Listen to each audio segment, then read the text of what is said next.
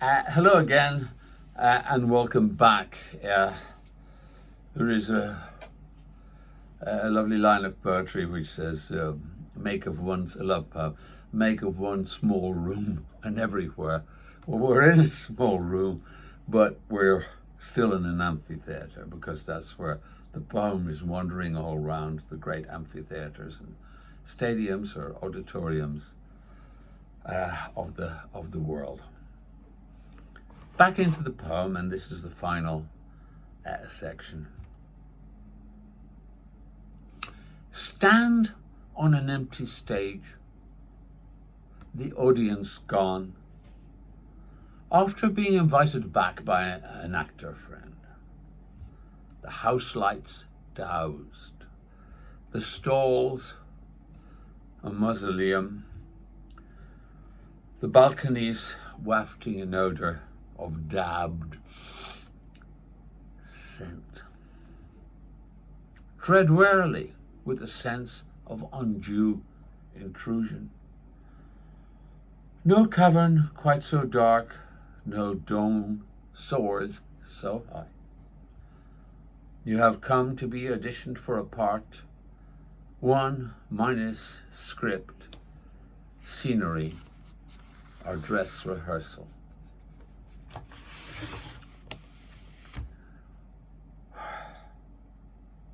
Now, we move on.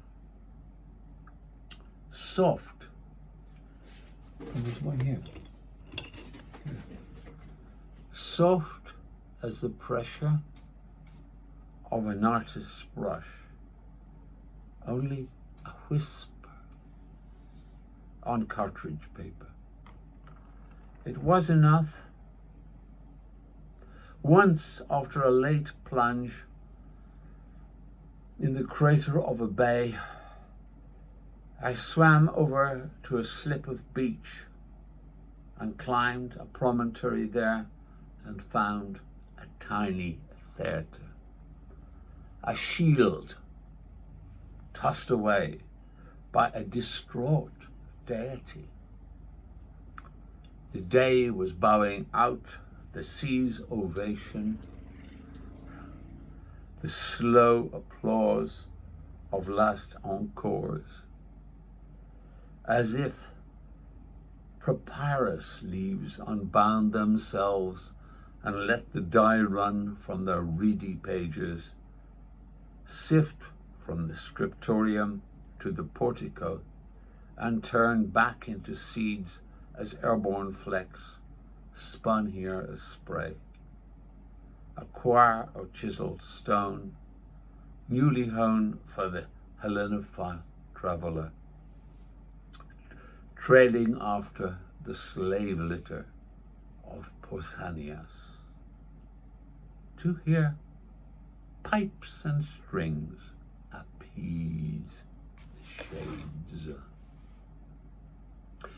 There are moments of untrammeled peace, if right locales are rare.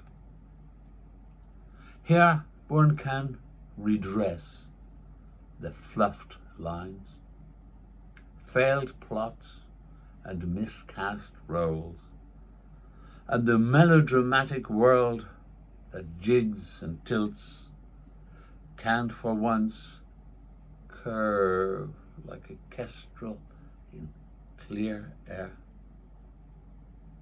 Up on the rim, alone, the compass had no needle, so an impulse, I ran down, flung out my arm, inscribed an arc, and took a better bearing. Last stanza of the poem.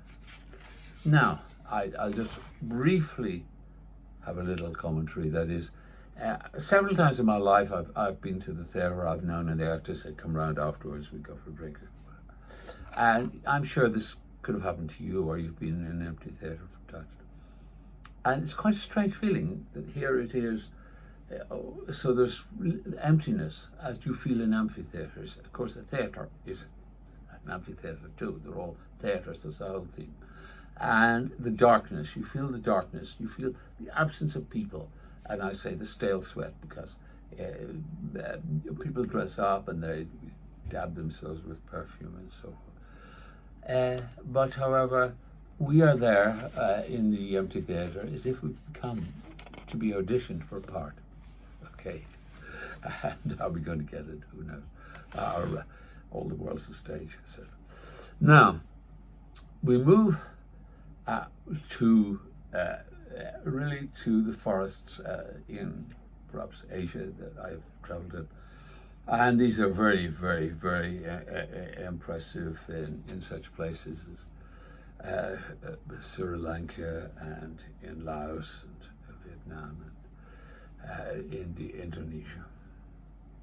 And when I say soft as the pressure of an artist's brush, that is, again, I'll just,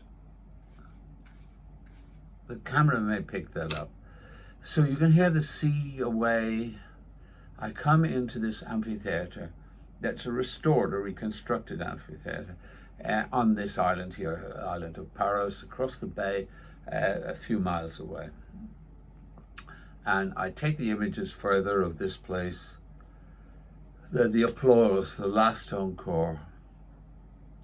And we go back to papyrus, which is the Egyptian paper. And they wrote on it with special inks, but the ink could run, and so it runs all throughout all this Western culture. And the reference there is to Pausanias.